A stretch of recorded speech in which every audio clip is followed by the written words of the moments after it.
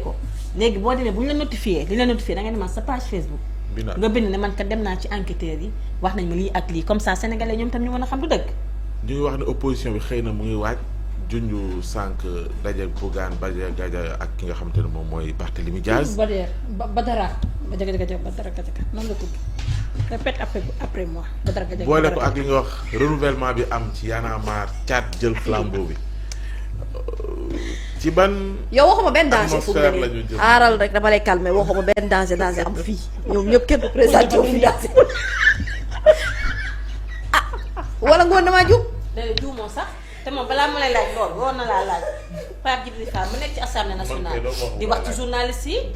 man la waxu la li ngay laaj waaye dinaa la fàttali li ngay laaj parce que mën nga fàtte mën nga def sa bind ba pare après li nga bind fàtte ko mais dama la koy wax laaj lan moo tax tey léegi la tere tontu ma ne tontu woo yow ci li ñu la laaj sax yow tontu woo ci li ñu la laaj ngay wax nit ñi lan la ñu war a laaj. ah waaw da dem na woon kay si sa tontu naa la nee naa la Bougane du danger Barthélémy du danger bon Bougane du danger pour bien des raisons Bougane bu doon danger du nekk ci situation bi mu nekk nii tey du dëgg am na nag benn danger bu xew waaye bii këram la na dem lijjanti ko Barthélémy du danger bu doon danger kenn du ko yëkkati ndànk ci fauteuil muy meeram mu teg ko ci biti te nee na jeexagul ah. mais du danger waaw Badara Gadiaga du danger du danger wax vraiment wax dëgg yàlla waaw gis naa ne nag def nañ ko héros national ci ñoom ci seen côté mais c'est bien bon enfin pour moi c'est bien il faut de la diversité d'accord je suis pas contre. ak kan nga fekk ci caat bi jiite Y'en a marre. moom it du danger ndax moom bu doon danger Y'en a marre taxaw gi mu taxaw fii ci proposition loi interprétative bi ñeel amnistie li ci Y'en a marre wax lépp bu jaree xeex ñu xeex te mujjewul fenn nga war a xam ne ñii ñëpp kenn du ci danger gis nga Pape man dama wuteeg ñenn ñi dama wuteeg ñu bëri c'est-à-dire que man politique dama ciy bëgg divers dama ciy bëgg contradiction man bañuma loolu en fait. Ouais. Est-ce que comprendre nga. C'est-à-dire man je bañuma que les gens soient contre ou ñuy def seen ay manœuvres politiques pour xool du ñuy déjouer ay plans mais encore une fois que ça soit basé sur de l'argumentaire que ça soit de l'élégance qu'on ne voit pas de coups bas injustifiés que ça ne soit pas de la désinformation man lii mooy sama problème. Mais que ñoom ñu dajee naan café Paris ou à Rome écoute ça nous laisse vraiment au pôle Nord franchement on attend de voir seen ndaje boobu lu muy jural Sénégalais en termes de proposition qui sait peut-être que ça pourrait intéresser te gëm naa ni ñii ñuy séq ci géewu politique bi bien que xam nañ ne amuñu poids donc duñu danger mais bu ñu indee ay propositions yoo xam ne ça peut faire avancer le pays du Diomaye moo koy bañ c'est pas Ousmane Sonko moo koy bañ franchement parce que ñoom xam nañ ci lu ñu jaar balaa ñu yegg si fii tey ñii nga xam ne dañoo galéré na bu pour yegg si fi ñu yegg si fii tey du ñu bàyyi ba yegg si fi ñu yegg si naan non on cherche à museler c'est-à-dire museler googu ñu bëgg a gëmloo nit ñi loolu mooy manipulation bi en vrai fii kenn muselé wu fi kenn mais gis nga Sénégal dama la bëgg xamal lu tuuti te bëriwul gis nga ku amul fulla ak fayda li nga bëgg a doxal doo ko doxal ala mukk parce que ñu am fit ñoo fi ne te fit gi xaw ma ci lan la wéeru muselé boobu nga wax nii bu ñu amee information que ni finalement sunu confrère bi jàllale nañ ko pour diffusion de fausses nouvelles. déféré c'est dommage. Parquet de Dakar. c'est dommage qu'on en arrive là c'est franchement c'est dommage franchement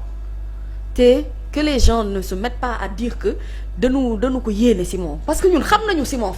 Faye mais malheureusement c'est-à-dire que malheureusement am na loo xamante ne question de responsabilité personnelle là en fait tu sais responsabilité Pape Ousmane dafa diis de yow mii ñu ko jox xam nga li ma la wax ndax yow fii directeur de publication nga fi donc bu fekkente ne am na benn agent ci ñun ñii boo xamante ne wax na lu di automatiquement ci saa si nga ñuy rappelé waat parce que leer na la ne am na yoo xamante ne waxuwul jëfuwul bu ñu ko defee yow c'est la responsabilité directe donc dafa am loo xamante ne c'est une question de responsabilité personnelle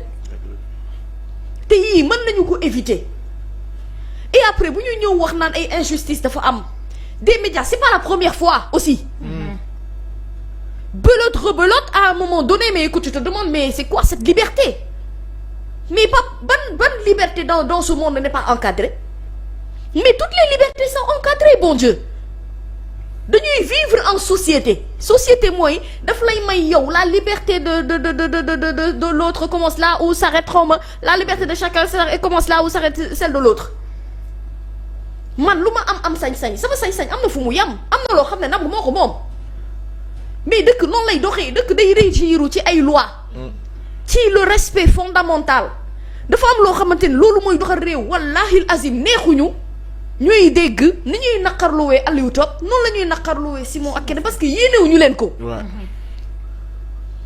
mais am na loo xam ne mënul dem ci dëkk ngoone dëkk mënul continuer di dox ci indiscipline totale. liberté d'expression mais liberté d'expression dafa am fu mu non yenn nii du liberté expression yenn nii c'est de l'indiscipline Nabou am na loo xamante ne même ñun ci suñu comportement dans les rues ni ñuy doxee suñu diggante nit ak nit ñun sénégalais dañu war a xoolaat suñu bopp parce qu'on se croit tout permis li am Sénégal amul benn dëkk bu normal service militaire minimum pour joint yi ngay wax ni oui mais le service minimum de service militaire minimum oui ça peut être une issue de sortie. est-ce que xam nga ni c'est obligatoire au Sénégal. mais pas mais rigueur bi ci war lañ ko moom. c'est-à-dire que loolu xoolal Nabou. billaay mën na nekk mais li may wax nii c'est plus profond c'est fondamental en fait. c'est une question d'éducation en fait. c'est une question de savoir vivre et de savoir faire de savoir être les trois est-ce qu'on nous apprend là dafa am sens am. société dafa am nu muy doxee. mënoo nekk ci société nga ne yow man lu ma neex lay def et puis tu t'attaques à des institutions en fait premier ministre Ousmane Sonko mu neex la naqari la kilifa la ci réew mi mënoo yëkkati yenn kàddu yi di ko teg ci ndodam. dañ lay wax ni moom it daan na ko def ay njabootam daan na ko def bi nekkee ci opposition. nan la ko defee façon bi na leen doon xeex. nan ne nañ ma génneel benn vidéo Ousmane Sonko bu mu saagawee nañ ma ko génneel. et il n'est pas journaliste quand même. non nañ ma ko génneel sax nañ ma génneel benn vidéo bu mu saagawee te amoon na ay raison pour saaga nag. tëj la sa kër barricade la pendant des jours ci lu dëppoowul ak yoon julli jumaa sax mënoo ko Pape de bu doon man moom li Pape Assane di doon def moom laa doon def di tëju sama néeg di daggal lekk mais à la limite li doon gën a énervé mooy le self-contrôle de Ousmane Sonko Ousmane ce qu'il faisait c'était alerter Ousmane ce qu'il faisait c'est à la limite même donner une information yoo xamante ne après doo doon jox piste pour journalistes yi ñenn ñi ñu dem di ci def gëstu mais waxagul lu teggeeku biñ ko xamee ba tey te ana ñàkk teggin bi en fait ci waxin bi te booba taa nag ñàkk teggin sax daganoon na nag ndax réew am na fu muy toll Pape Ousmane yéen nii bu nu ko xeexul pour dindi ko kon ñun ñëpp heure bii ñun ñëpp sànku nanu waxante dëgg mais mënuñu nekk ci un pays en construction bu ñii di gas ñii di suul loolu mënul ne. léegi ñan ñooy tirer les ficelles ñi Ousmane doon tudd sànq ñana je ne les connais pas mais si c'est eux qui tirent les ficelles te xam nañ ñoom ñan la nan ko bàyyi parce que ficelle bi ngay téye ci taat. naan bu jeexee xëy na dinañ génn ñoom it jàkkaarloo. déedéet problème bi du loolu de problème bi mooy ñi ngay bu dee ñi ngay yónni ñuy dem. waaw yoon du ay caaxaan de te kaso du ay fo bu yàggee ñooy joxoñ ne diw ak diw la ficelle boobu xam nga ficelle moom cat wala waaye ficelle ba xanaa mën nga koo remonter de. mu ngi mel ni filet de pêche rek. tôt ou tard na nga xam ne yow di nga yegg ci boppu hameçon bi. ah oui nañ joxante cër mën nañu bañ a d'accord ci ay kàddu on peut être dans l'opposition totale d'idées ak ci yenn doxalin yi mën nga contre amul benn problème mais tout doit se faire dans le respect et encore une fois qu'on évite la désinformation. Et je me souviens autant wallaay tu es restée constante ci propos yi ngay yëkkati ndax gis nañ Pape Alé Niang am entreprise ñu jàpp ko fi téye ko fi ba mujj gi muy observer grève de la faim boobu santé vitale am doon menacé te teewul kàddu yu teggi ne la daan yëkkati te jamono jooju ñu doon wax ni journaliste partisan la mu mel ni même mbir mi la ñuy dundaat et c'est vraiment à déplorer nañu xoolaat bu baax kàddu yi nga xamante ne moom la ñuy yëkkati rawatina sur les plateaux de télé ñu ànd ceeg retenue bu bari bu am solo dañuy wax tout le temps yow barki dem boo jaay nga fi wuy ji da ngaa bëggul wax rek mais dëgg la di wax dëgg yàlla yow ki yëgoo wuy jéem wuy ji boobu de takkoo rajo yi lu xew waaye foo nekkoon xam nga tey li may ci daal ñu woo ko mu naan day nelaw kii gën a neex kii ci koor la wuy ji Pape Ousmane loo defuñu wala kan moo def ci télé bi ba ñu woo ci lu ma yëg mu siiw tayuma ni ma nekkee nii laa yaakaar yow kay nag kaay ma wax la nag xibaar kay su ma ko bëggee ci yow laay sukkandiku merci rek ayca Pape woo nañ la ñu dem rek ci dernier point bi woo nañ ko di kii barki dem mu neel wuy ji wallaahi caaxaan ma de yàlla rek moom doy seede de